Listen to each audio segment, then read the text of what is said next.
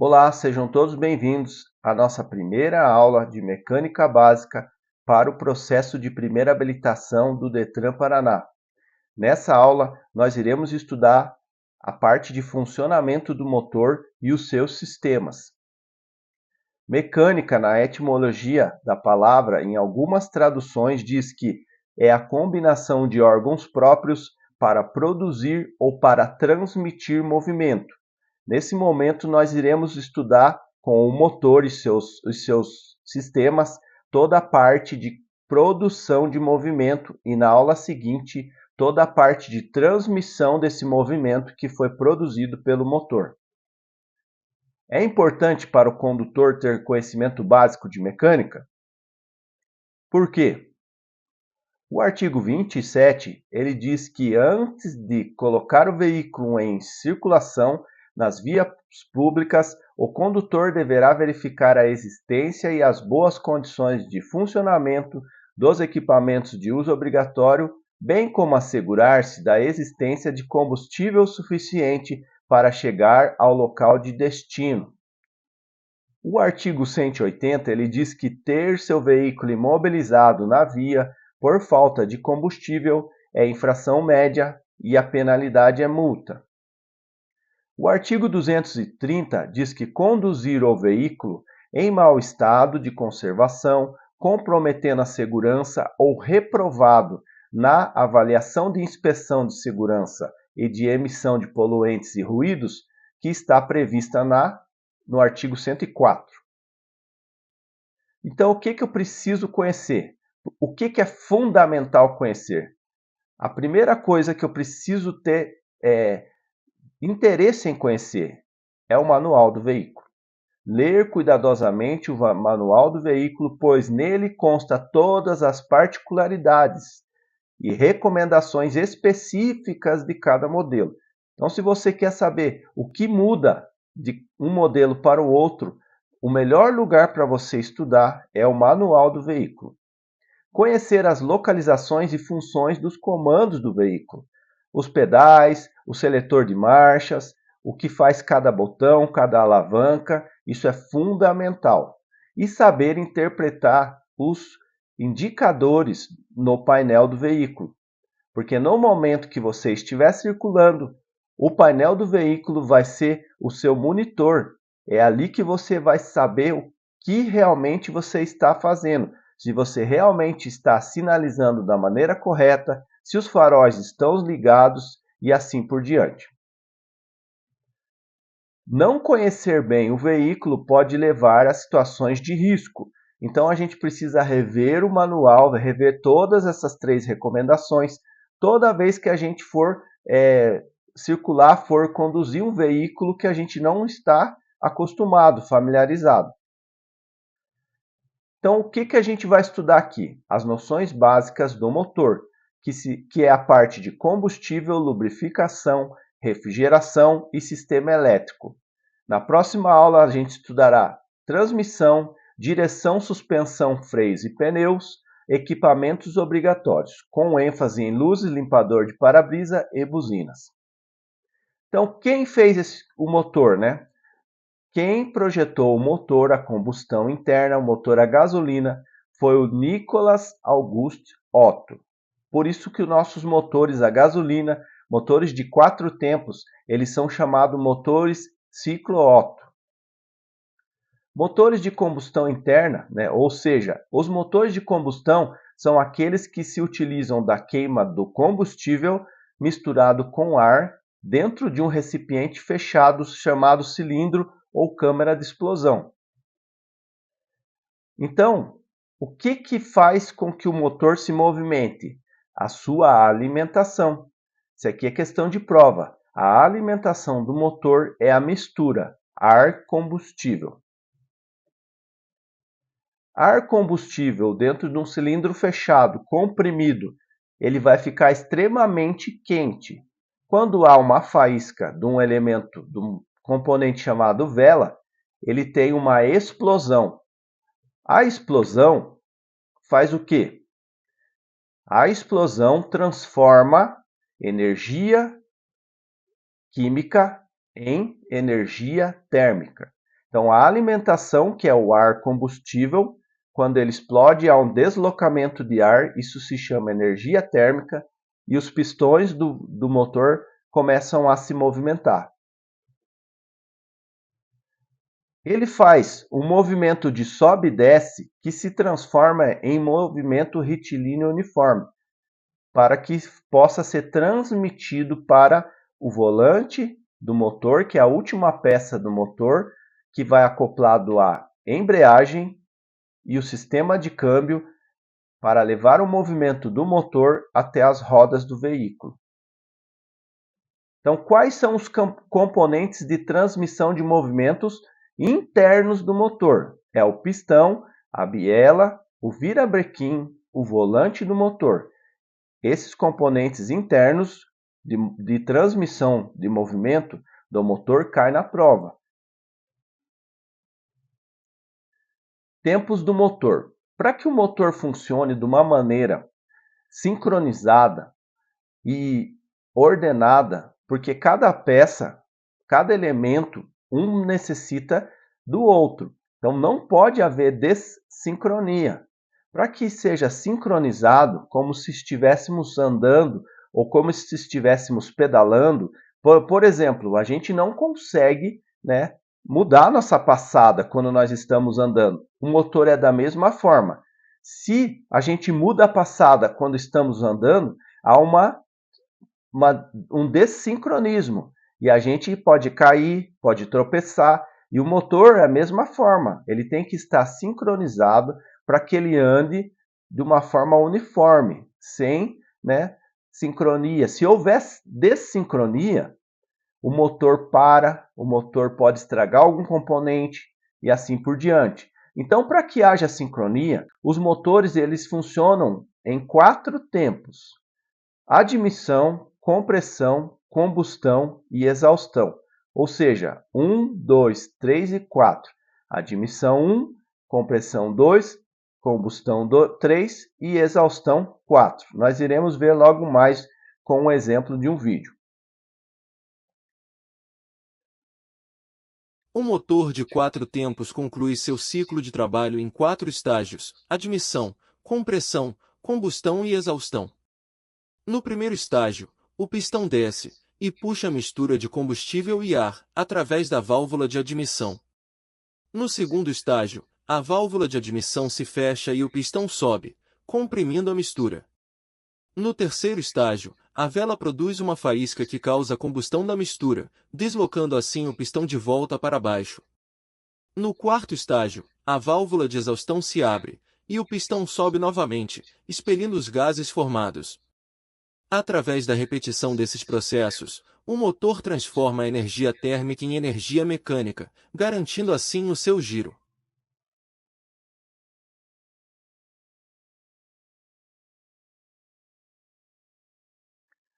Então, pessoal, para que tudo isso funcione, é preciso alguns sistemas. E o primeiro sistema é o sistema de lubrificação, através do óleo lubrificante. O lubrificante tem a finalidade de criar uma película protetora para reduzir o atrito entre as peças móveis do motor. Tem a finalidade de reduzir também o desgaste das peças e evitar o superaquecimento e tem ação detergente.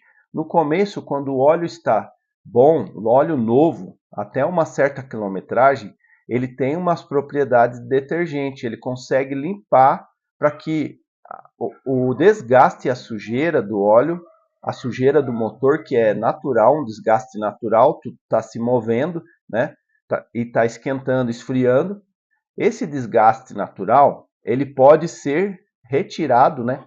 Ele pode, o óleo impede que esse desgaste natural, né? Ele cole no bloco do motor ou até mesmo no pistão. Isso seria extremamente danoso. Por isso que é importante trocar o óleo na data certa, não deixar ele passar muito, porque quando o óleo está ruim, toda essa sujeira fica ali dentro circulando no motor e ela pode grudar ou nos pistões ou no bloco do motor. Então fica aí a dica, né, de que da função do óleo. Ele tem o objetivo de tirar o atrito, né, criando uma película e ele também tem esse objetivo de fazer essa manutenção com a fuligem, né, dos metais ali do desgaste, levando todos eles para o filtro, né, filtro do lubrificante, que deve ser trocado com frequência, conforme aí a periodicidade que exige no manual. Qual que são as recomendações, então? Cada tipo de motor exige um tipo de lubrificante. Não pode colocar qualquer um. Isso é recomendado aonde? No manual. Utilize o tipo de lubrificante recomendado. Faça as trocas dentro da quilometragem recomendada também. Observe periodicamente o nível de óleo, completando, se necessário, com óleo da mesma marca e tipo. Substitua o filtro de óleo a cada 2 trocas, porque o filtro aguenta um pouquinho mais do que o óleo. Sinais de possíveis problemas. Necessidade de completar o nível de óleo com frequência é um sinal de problema. Escapamento emitindo fumaça azulada ou preta significa que o motor está queimando o lubrificante junto com o combustível. Ruídos do motor, né, diferente do normal, né? Vazamentos visíveis no motor, manchas de óleo no piso da garagem ou aonde você para. Presença de óleo num reservatório de água ou água junto com o óleo. São sistemas independentes, eles não podem se misturar. Nem a água do radiador não mistura com o óleo do motor, nem o óleo do motor mistura com a água do radiador. Óleo lubrificante e suas viscosidades. Afinal, o que significa a viscosidade do óleo lubrificante? Segundo a definição, viscosidade é a resistência de um fluido ao escoar, ou seja, quanto maior a viscosidade, mais difícil se torna desse fluido ao escoar, e quanto menor a viscosidade, mais fácil desse fluido ao escoar. Bem, e os óleos lubrificantes para motores são multiviscosos. O que isso significa? Significa que eles apresentam uma diferente viscosidade de acordo com a temperatura, e tudo isso é feito para proporcionar para o motor maior proteção, seja qual for a situação. Mas como eu identifico a viscosidade do óleo lubrificante? Bem, é super simples, basta você olhar para a embalagem e você vai notar uma sigla SAE, que é o órgão que define as normas para a viscosidade, e logo em seguida você vai encontrar um conjunto de número e letra. O primeiro número acompanhado da letra W significa a viscosidade desse óleo lubrificante quando ele está frio, a temperatura ambiente. A letra W vem de winter, que em inglês significa inverno, portanto esse número vai identificar exatamente a viscosidade desse óleo lubrificante na primeira partida do dia. Agora, à medida que o motor vai funcionando e vai aquecendo e chega à temperatura ideal de trabalho, o óleo lubrificante também será aquecido e também chegará a uma temperatura ideal, que fará com que ele modifique a sua viscosidade. E essa viscosidade a quente será então identificada pelo segundo número logo após a letra W. E para que você entenda melhor, quanto maior o número, maior a viscosidade. Quanto menor o número, menor a viscosidade do óleo lubrificante. E vale a pena falar que a viscosidade deve ser obedecida independentemente da quilometragem que você tem aí com o seu carro. Ou seja ele 0 km ou com 100 mil, 200 mil, 500 mil, você deve utilizar sempre a mesma viscosidade.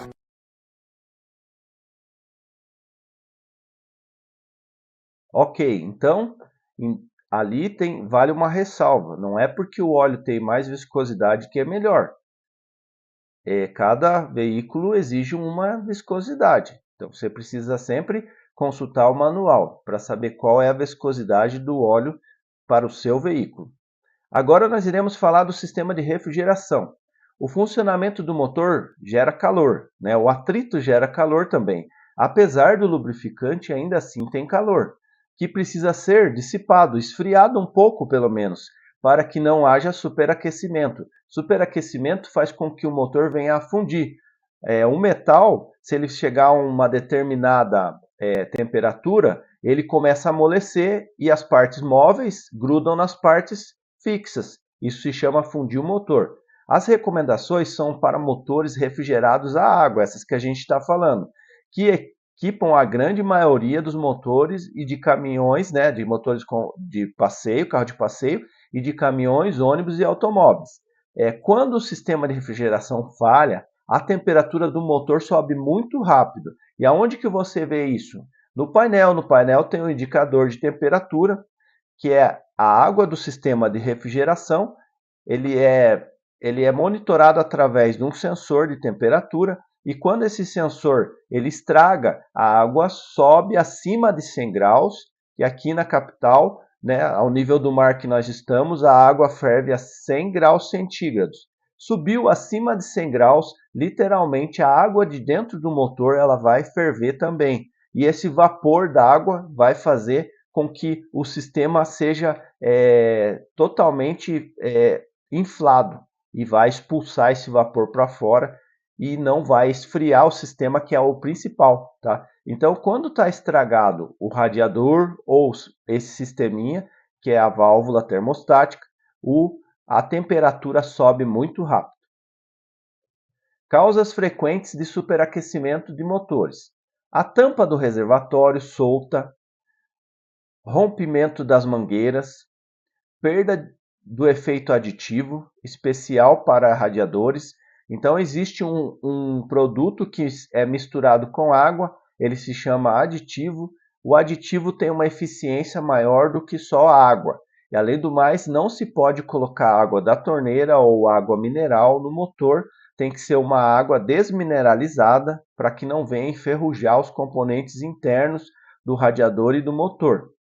Pane elétrica na ventoinha faz com que o motor superaqueça. Sujeira e objetos como papel, sacolas plásticas obstruindo o radiador.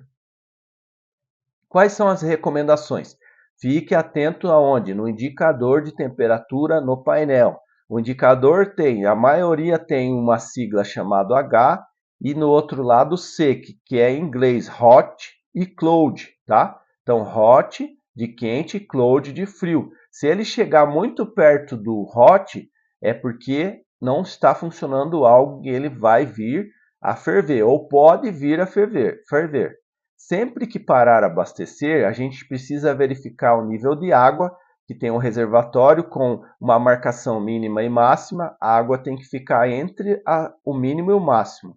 Nem superar o máximo, nem ficar abaixo do mínimo, tá? Então, sempre que parar a abastecer, a gente verifica isso, verifica o óleo também, que tem um nível mínimo e máximo. Sempre é recomendado fazer isso de manhã, quando está frio, né? Não se pode fazer essa verificação com um veículo quente, além de perigoso de se queimar, ele também altera, né, a marcação. Então, sempre que você sair de casa, o ideal é você já fazer isso, calibrar os pneus, passar no posto e assim seguir a vida para o seu trabalho ou para o seu compromisso. Cuidado, não se deve abrir a tampa do reservatório do motor quente. O vapor pode provocar queimaduras graves. A água deve conter aditivo, já falei, né? Recomendado pelo fabricante. Em caso de superaquecimento, não adianta continuar rodando. Chama um guincho e leva para o mecânico, porque ele não esfria mais a ponto de você conseguir circular sem que ele esquente muito rápido, tá? O melhor mesmo é chamar o socorro especializado. Para recolocar a água, é preciso esperar o motor esfriar. Por quê? Porque além do perigo de se queimar quando você vai tirar a tampa, se você jogar água fria no bloco quente, ele pode trincar o bloco, né? O choque térmico pode fazer com que trinque o bloco do motor e daí, se trincar, vai vir a ter vazamentos. Sistema de arrefecimento agora. El refrigerante se vierte en el motor a través del radiador.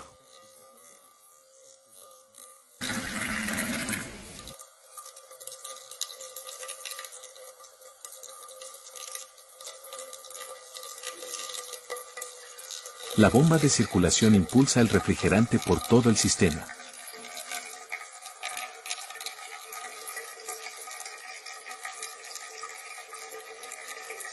El canal en la tapa del cárter delantero guía el refrigerante.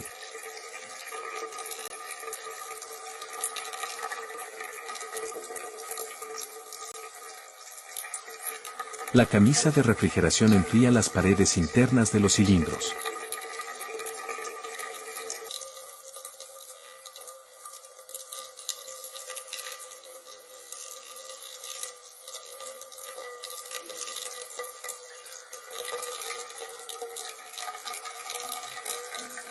El líquido fluye por orificios especiales en la junta de culata.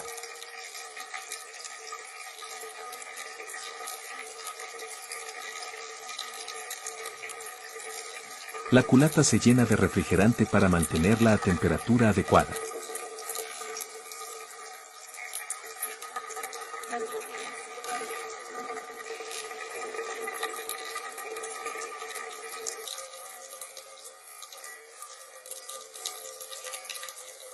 El refrigerante sale para calentar el colector de admisión del motor.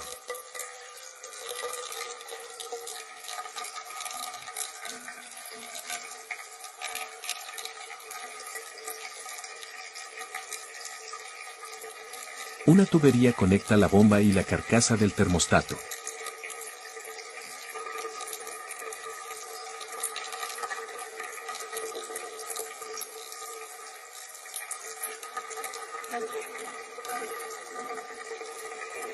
El líquido fluye desde el cabezal hacia la carcasa del termostato.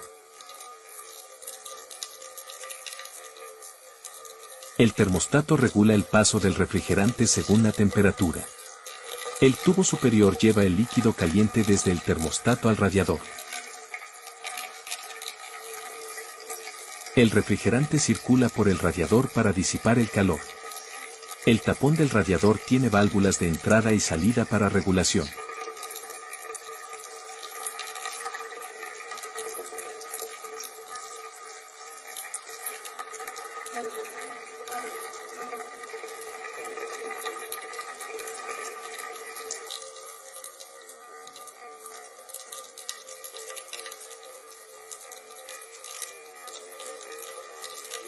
La bomba envía refrigerante hacia la camisa del bloque de cilindros.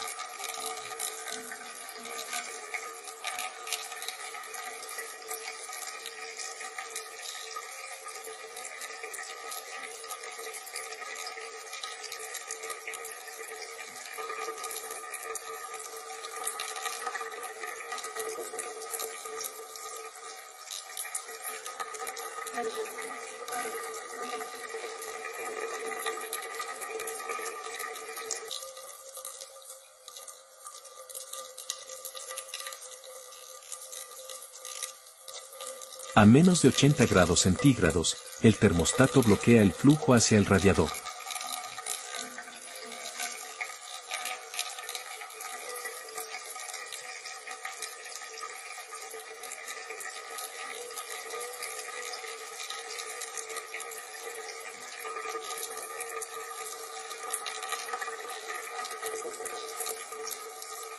El líquido circula de vuelta a la bomba, repitiendo el ciclo de enfriamiento.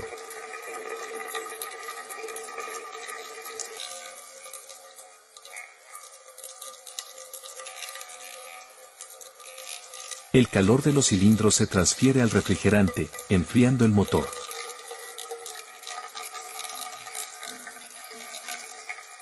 Sobre 80 grados centígrados, el termostato abre el paso hacia el radiador.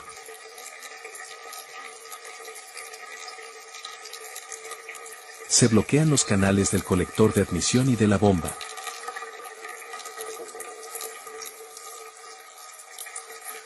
El refrigerante caliente fluye al radiador para disipar el calor. El impulsor del radiador ayuda a enfriar el refrigerante circulante.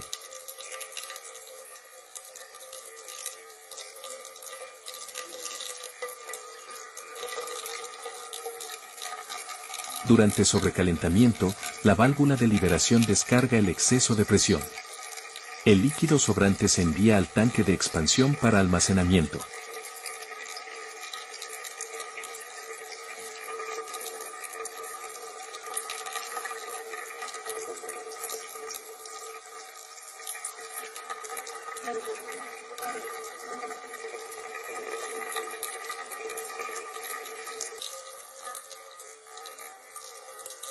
Al enfriarse el motor, el refrigerante se contrae creando un vacío.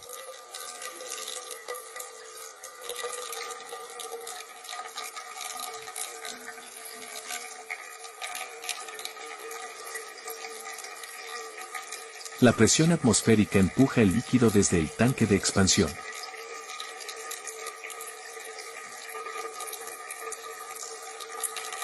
Al alcanzarse cierto vacío, la válvula de entrada se abre automáticamente.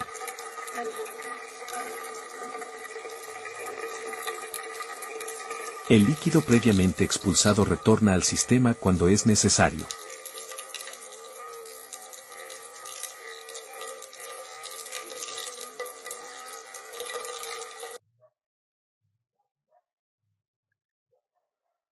Então, conseguimos observar, né, todo o funcionamento e a importância de todo esse sistema estar funcionando, porque senão não faz essa troca de calor. Ou seja, a alimentação e toda a parte de funcionamento do motor, né, para que ele se movimente, ele gera calor. Então, cada sistema tem a sua obrigação, cada um tem sua importância. Então, se gerar movimento através da alimentação, tem que haver o lubrificante correto, para que tire um pouco do atrito e faça toda essa parte de lubrificação. E também tem que ter o sistema de arrefecimento funcionando, para que troque esse calor e o motor consiga funcionar como ele foi projetado.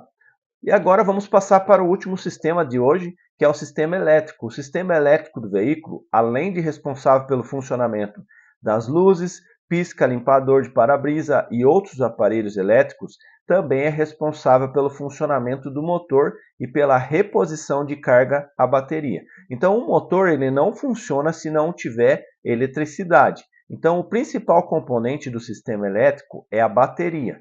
E a bateria ela é um acumulador de energia para gerar a partida inicial através do motor de arranque, que é um motor a eletricidade. Ele puxa muita energia, então o ideal é que se utilize a bateria somente para dar a partida. E assim que o veículo, o motor estiver em movimento, se liga os demais instrumentos e luzes. Isso seria o ideal para o funcionamento saudável e para a vida útil prolongada da bateria. A gente vai ver logo mais aqui quando a gente falar do alternador. Então, assim, a bateria tem a função de fornecer energia elétrica em alta corrente para acionar o motor de partida e acumular energia que o alternador produz. Porque o alternador é o quê? O alternador ele é um gerador de energia acoplado às polias, né? Ou seja, ele transforma o movimento, né, em energia elétrica. Então, quando o veículo está em movimento, o motor está em movimento, não é mais utilizado a energia elétrica da bateria, e sim o alternador vai gerando energia para os acessórios, para o motor e para os componentes. Por isso que é ideal deixar a bateria só para a primeira partida. Depois o alternador, quando ele está com sua vida útil em dia, está tudo funcionando, ele vai gerando essa energia elétrica. Então, assim, é recomendável não utilizar acessórios, equipamentos com o motor desligado para evitar consumo de energia da bateria, deixando a energia acumulada na bateria para a função de partida, que exige muita energia elétrica. Quais são as recomendações? É na revisão periódica que se verifica os principais itens elétricos. Deixar ligado muito tempo luzes, aparelhos de som, outros equipamentos elétricos com o motor desligado, parado, pode consumir toda a carga da bateria. Ao acionar o motor de partida, a bateria exige o máximo, né? Ele exige o máximo da bateria, por isso dê a partida sempre com as luzes e equipamentos desligados. Depois a gente liga as luzes e os equipamentos. Instalação de alarmes e acessórios não recomendados pelo fabricante do veículo pode danificar ou bloquear o sistema elétrico. Ainda mais que hoje a gente não está mais falando só de sistema elétrico, a gente está falando de sistema eletrônico, que mudou um pouco toda essa engenharia e toda essa parte de comando. Identificar a localização da caixa de fusíveis é fundamental e aprender a substituir os fusíveis danificados.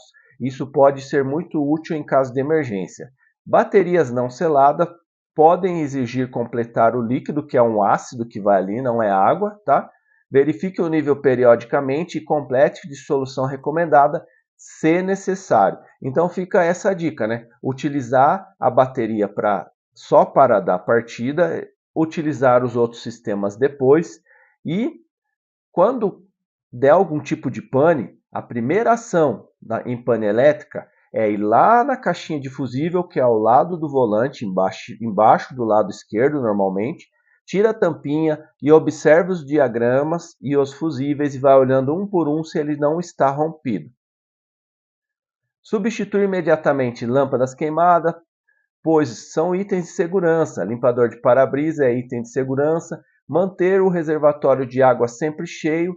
Verificar as palhetas, né? O reservatório de água aqui é aquele esguicho que limpa o para-brisa, tá? Não é o reservatório de água do sistema de arrefecimento.